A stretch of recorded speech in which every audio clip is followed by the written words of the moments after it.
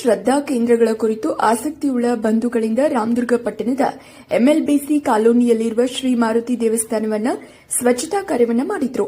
ದೇವಾಲಯಗಳ ರಕ್ಷಣೆ ಪರಿಕಲ್ಪನೆಯೊಂದಿಗೆ ರಾಮದುರ್ಗ ಪಟ್ಟಣದ ಉತ್ಸಾಹಿ ಯುವಕರು ಮಾರುತಿ ದೇವಸ್ಥಾನದ ಸುತ್ತಮುತ್ತಲಿನ ಪ್ರದೇಶಗಳಲ್ಲಿ ಸ್ವಚ್ಛತಾ ಕಾರ್ಯ ಮಾಡಿದ್ರು.